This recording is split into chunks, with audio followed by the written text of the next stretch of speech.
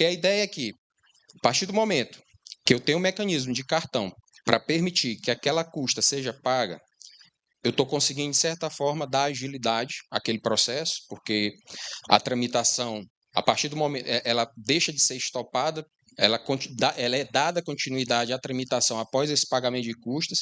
Eu estou conseguindo mitigar riscos, eu estou conseguindo evitar fraudes usando essa ferramenta, e, de certa forma, eu estou conseguindo ganhar celeridade e dar também uma folga orçamentária e financeira para o usuário da justiça, para o jurisdicionado. Bom, pessoal, boa tarde. Meu nome é Carlos Alberto Nunes. Eu sou o Head da Visa para Soluções de Governo aqui no Brasil. E o Piccoli gentilmente nos convidou aqui para poder falar um pouco sobre o caso do TJ do Maranhão, que está utilizando aqui pagamentos com cartão de crédito, que na Visa a gente costuma falar que são credenciais de pagamento. E o Amundsen vai trazer aqui as dores que ele estava enfrentando lá e que ele está também utilizando esse tipo de solução para mitigar riscos.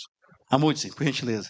Obrigado, Carlos. Boa tarde a todos e todas. Eu vou pedir licença aqui para me levantar, tirar até da frente aqui.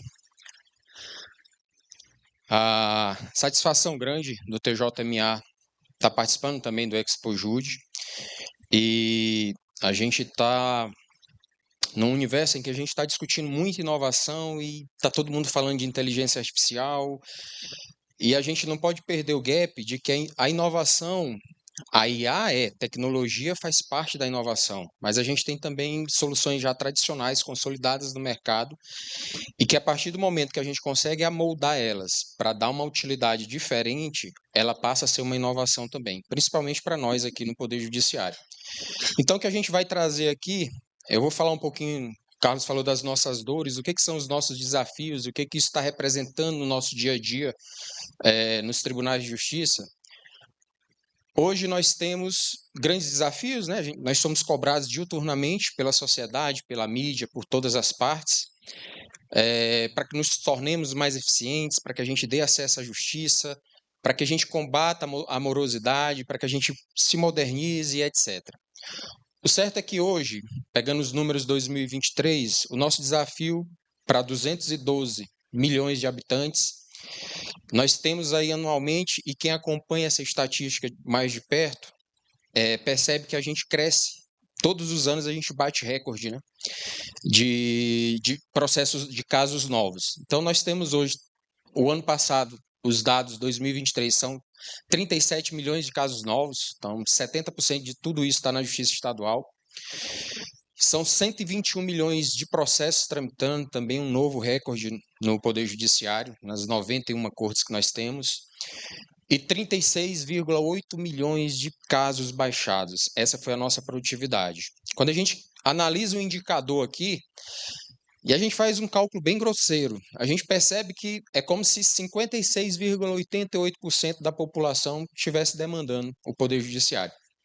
É um número que a gente olha, a gente assusta, e em nenhum lugar no mundo acontece isso. Então, hoje o nosso acervo ele está aí por volta de 84 milhões de processos.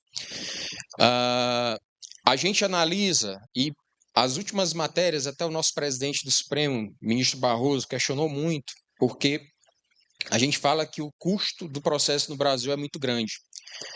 Só que a gente compara ali com a Europa, que é 0,4% do PIB, o Brasil está 1,2%, são aí 3 vezes mais o nosso custo. Só que o que se esquece de dizer é que nós temos hoje 68 casos novos por cada 100 habitantes. Quando a gente pega esse mesmo indicador da Europa, a gente observa que são 3,57 casos novos por habitantes. Então a gente vê aí que tem uma justificativa para que nós tenhamos esse custo tão elevado. Aí a gente observa a produtividade dos magistrados, 2.010 processos, a gente produz aqui, são 11,89 processos baixados por 100 habitantes, comparando com a Europa, a gente tem um número aí de 3,26, e a conclusão que a gente tira é que nosso magistrado produz muito. A gente custa caro, custa, mas se a gente comparar o volume de judicialização que a gente tem no Brasil aqui, a gente ainda está bem à frente em relação à Europa, por exemplo, que eu trouxe como referência aqui. Linha do tempo, a gente tem aí as médias de tramitação do processo, eu não vou me adentrar muito por conta do tempo, mas o que é importante aqui? A gente olha a nossa força de trabalho. A gente está mais ou menos ali com 18 mil cargos providos de magistrados, eu acho que há uns 10 anos, mais ou menos. A gente vai ver a linha histórica aqui e a gente vai perceber isso. São mais ou menos 275 mil servidores e 151 mil pessoas ali nas forças auxiliares. E quando a gente compara do outro lado, a gente observa que nós temos aí 1,4 milhão de advogados. Então, assim, não precisa falar nada, o gráfico de barra já mostra aqui que a situação é bem desafiadora mesmo. A gente, num ranking aqui que a gente pegou numa pesquisa que foi feita, está no site da OAB, o Brasil tem mais ou menos um advogado para cada 164 habitantes. A Índia ela consegue nos superar em números absolutos de advogados. Lá eles têm 2 milhões e alguma coisa de advogados. Estados Unidos tem 1 milhão e 300. Mas na Índia eles são um advogado para cada 700 habitantes. No Brasil é um advogado para cada 164 habitantes. Se a gente pegar a Argentina, tem pouco mais de 130 mil advogados.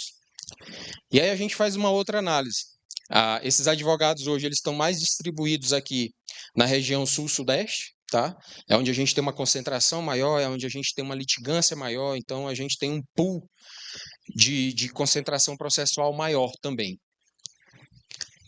Aí a gente, quando faz o cruzamento, a gente lembra da Copa do Mundo 2014, né? Pensa aí, 7 advogados para um magistrado. Isso é injusto. Só que não. Na verdade, são 77 advogados para cada magistrado. E daqui a pouco eu vou mostrar um gráfico aqui que vocês vão perceber uma outra curiosidade. Uma outra vantagem competitiva que eles têm em relação a gente. Então, são 77 advogados para cada magistrado. E naquela tabelinha lá que a gente tem um advogado para cada 164 habitantes, os números de hoje trazem, nós temos um magistrado para cada 11.639 habitantes.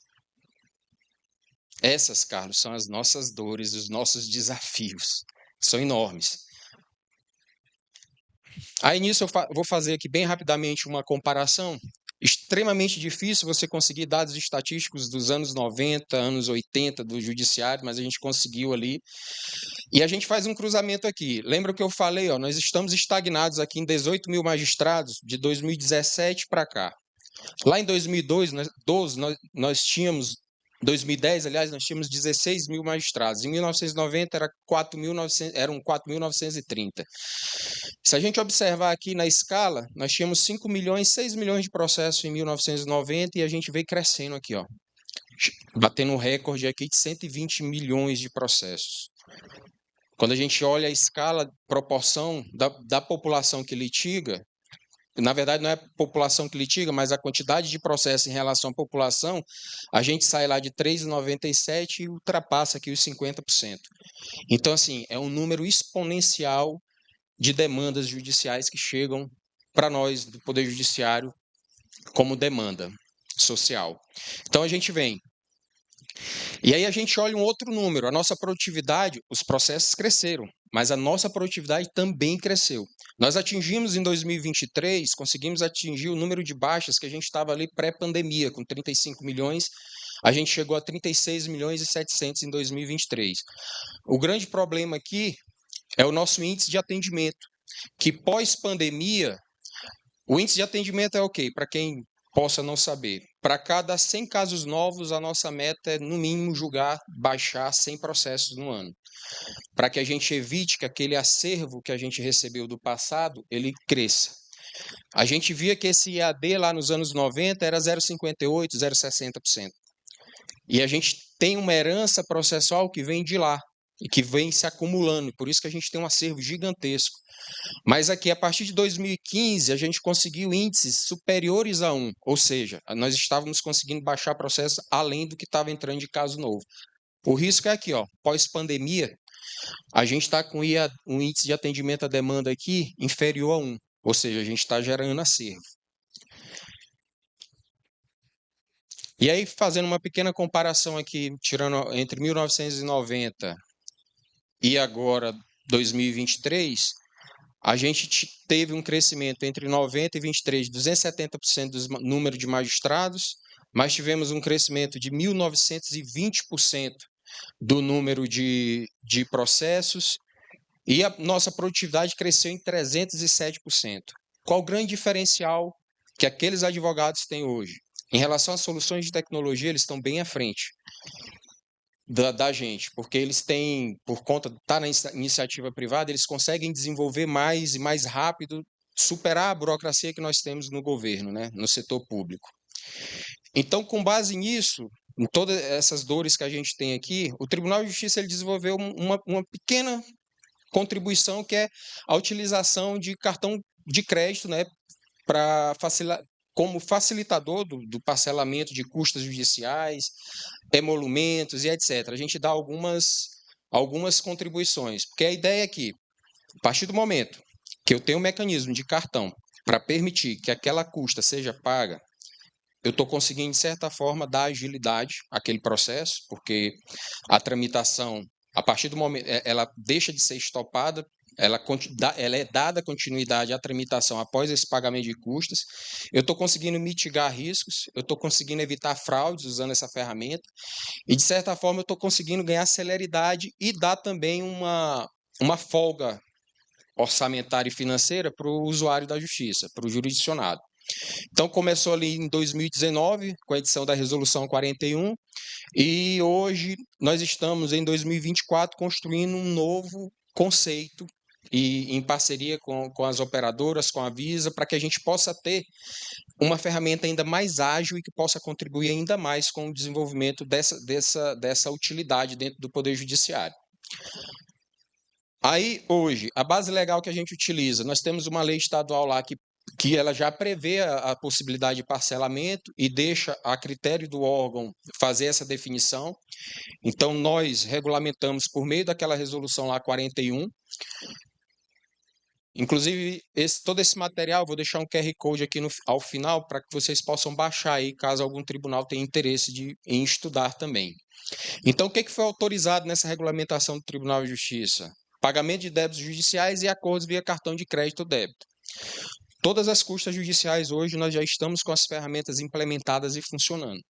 As demais, tipo, até mesmo eu estava conversando com o Carlos, vai ser possível no futuro, até mesmo uma pensão alimentícia, uma parcela que você tem atrás ali, você está utilizando o cartão de crédito. Isso aí tudo está sendo desenvolvido ainda, as ferramentas. Solução de conflitos também, nas conciliações, a gente vai poder, o acordo entre as partes vai poder ser liquidado ali com o uso da ferramenta. Então, assim, são muitas possibilidades. Além de pagamentos de emolumentos também. Os emolumentos dos extrajudiciais, a gente vai possibilitar também que seja feita por cartão de crédito.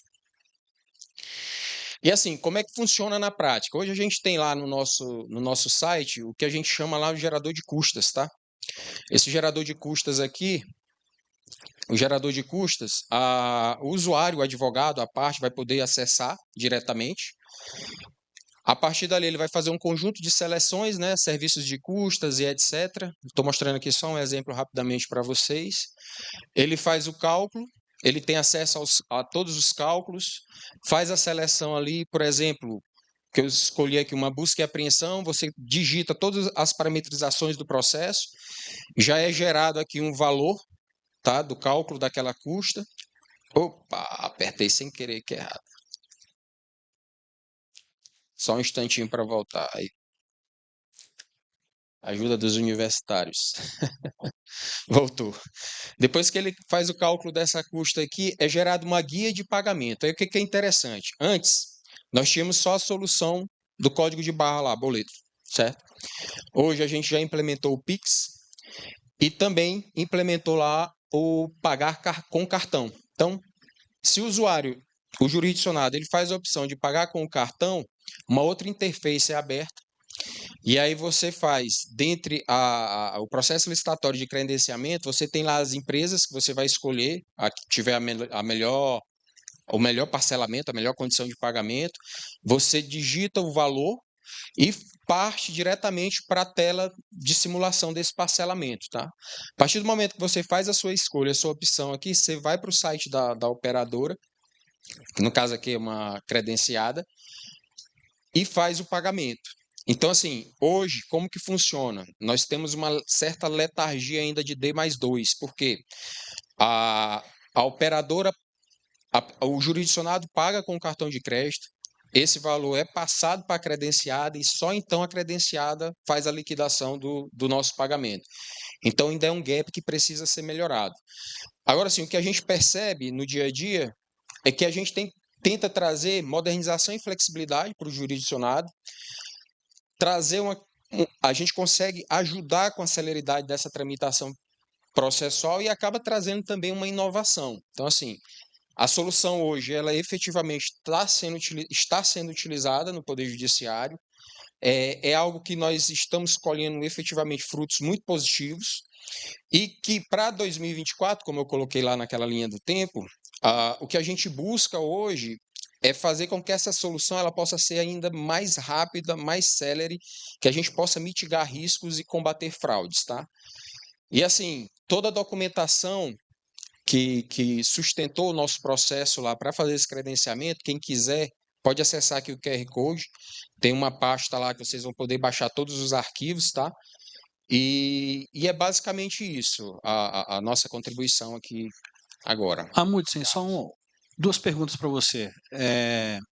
Eu já entendi que essa questão do pagamento, né, para recebimento D+2 é algo que, apesar de trazer uma celeridade, é o que vocês ainda querem melhorar. Correto. Então, só confirmando. Mas, além disso, o que você pensa que você poderia alcançar, o tribunal pensa, que poderia alcançar com a implementação de inovação baseada em tecnologias de meio de pagamento? Existe algo que está no seu radar? Existe sim. Os meios de pagamento, para quem acompanha um pouco desse mundo de tecnologia, eles vêm sofrendo na última década uma revolução, né? Vide aí o Pix, vide aí as outras soluções que são criadas. Hoje, se você faz uma viagem ao exterior, você tem uma série de facilidades para fazer a transação já em moeda estrangeira, inclusive. E aqui a gente tem uma observação. O que a gente vê de potencial? Acredito que a gente possa também, com uma eventual taxa de conveniência, etc., conseguir, no mínimo, cobrir os custos que o Tribunal de Justiça tem para manter a infraestrutura, para dar suporte a esse pagamento por cartão. Mas, além disso, a gente vê também que tem potencial até de ampliar o volume arrecadatório dos fundos especiais que todos os tribunais possuem hoje. A maioria dos tribunais fazem os contratos com os bancos, geralmente se negocia os depósitos judiciários, se negocia uma folha de pagamento, e eu vejo como um terceiro grande produto esse filão aí das custas dos meios de pagamento como uma forma de beneficiar o usuário final, o jurisdicionado, mas efetivamente a gente conseguir gerar mais recursos para o tribunal por meio dos fundos especiais para que ele possa estar reinvestindo nessa modernização. Excelente. Vou pedir para o pessoal aqui da mídia fazer a mudança para a minha apresentação, para que eu possa também trazer uma visão de como a gente... Obrigado. Aqui para frente e para trás, aqui, né? Perfeito. Bom, pessoal, então aqui o objetivo é contextualizar inicialmente o que a Visa tem com isso, né, em relação a cartão. Obviamente, acredito que vocês já tenham feito o link na mente de vocês de que a Visa vai ser aqui um ator para poder você pagar as suas custas com o cartão. Isso não deixa de ser verdade, mas a Visa é muito mais do que isso.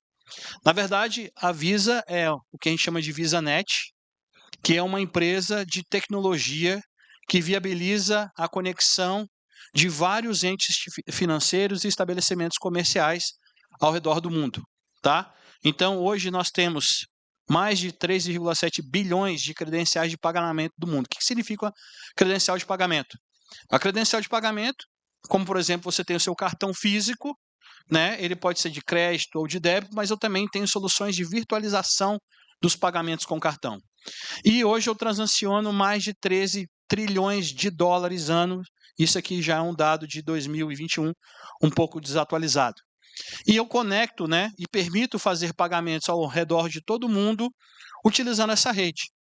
Na verdade, todo o processo de pagamento utilizando a credencial de pagamento, toda essa análise se tem alguma fraude ou não, ela ocorre dentro de um espaço de menos de 1 segundo.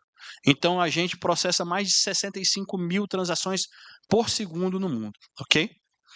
Bom, aqui é muito interessante, um dos slides que eu mais gosto dessa apresentação, porque ele desmistifica bem o que é a Visa. O que a Visa é e o que a Visa não é. Então, por exemplo, a Visa não emite cartão. Nós, Visa, não emitimos cartão. Quem emite o cartão é o emissor, que é o banco. Quem faz empréstimos, concede limite, também é esse emissor. Nós também não credenciamos estabelecimentos comerciais ou empresas para poder fazer o recebimento desse cartão. Quem faz esse papel é uma credenciadora, eu também vou explicar. Nós não classificamos o risco do cliente e, na verdade, a Visa nem sabe se você é o portador de um cartão Visa, se ele está vinculado ao seu CPF. Quem sabe disso é só quem emitiu o cartão, no caso, uma instituição financeira como o banco. E a Visa também não vai definir qual é a taxa que vai ser cobrada no seu cartão rotativo e assim por diante. Isso é uma política também do emissor. O que nós somos é uma empresa global de tecnologia que faz toda essa conectividade e operamos aí em mais de 200 países, habilitando os diversos meios de pagamento como soluções tecnológicas que nós provemos, ok? Então, só para que vocês possam ter aqui de uma forma mais visual, nós trabalhamos aqui com o que a gente chama de modelo de 4 partes. Emissores emitindo as credenciais de pagamento, os credenciadores, que são aquelas empresas das maquininhas, que dizem, olha, o tribunal tal vai passar a receber pagamento através de cartão. Os portadores do cartão, que podem ser pessoas físicas ou empresas, e também os comércios que estão aí conectados à rede da Visa para poder receber esses pagamentos. E esse comércio poderia ser um tribunal, como é o caso aqui do TJ do Maranhão, ok? Ou qualquer outro tribunal. Então, quais são os benefícios de pagamento eletrônico para o governo? Então, a Visa é muito mais do que essa empresa de pagamento de cartão. Nós temos várias soluções de pagamentos para governo, como, por exemplo, benefícios sociais. Então, por exemplo, esse benefício que temos hoje aqui, o PED-MEI, que foi lançado recentemente, é uma solução Visa, tá ok? Temos aqui, por exemplo, no caso da mobilidade urbana.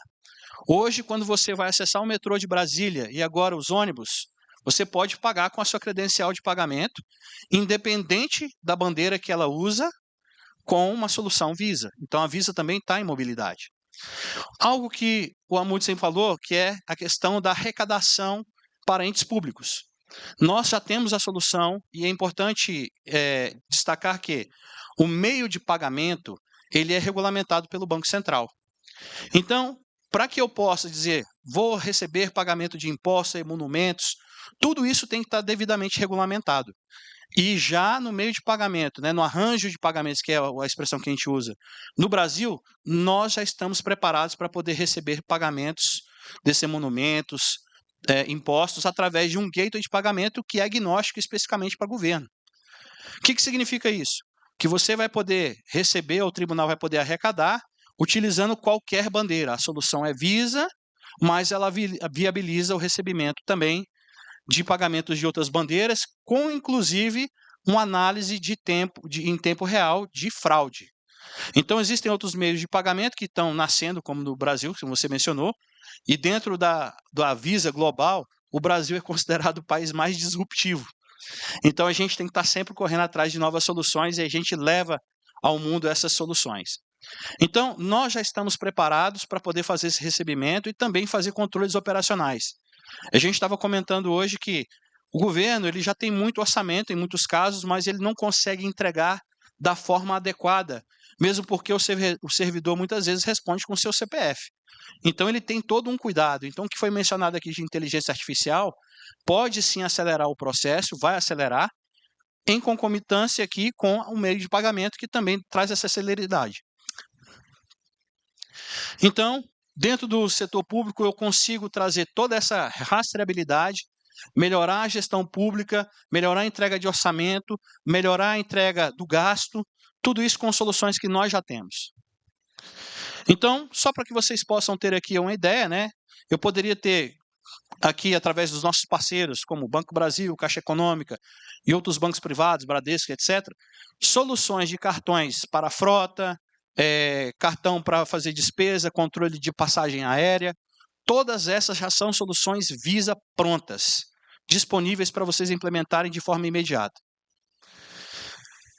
Por exemplo, uma das grandes dores que a gente tem visto aqui com o orçamento, seja ele federal, estadual ou municipal. Cara, eu tenho aqui o meu orçamento. Como é que eu faço a conciliação do pagamento? Eu tenho a solução pronta para poder fazer isso. Faz o pagamento com cartão, tem um sistema onde ele já insere as informações e conclui o pagamento. Visa Spend Clarity. Então, melhoria na auditoria, transparência, não tem uso de dinheiro e fluxo de fundos. Essa aqui também é uma solução bem interessante que eu vou usar para poder finalizar a palestra, que é o seguinte: muitas vezes você tem um fundo, precisa fazer a utilização desse fundo, mas será que ele está sendo utilizado de forma adequada? Então, o que eu vou fazer? Como foi mostrado aqui pelo Amudes, eu tenho um marketplace, ao invés de repente, eu ter que pegar um dinheiro e fazer esse pagamento, eu já coloco uma credencial de pagamento como um cartão e ele já recebe, nem passa dinheiro na mão de ninguém. Tá ok? Então, pagamentos automatizados. Então, pessoal, essas sim são algumas das nossas soluções.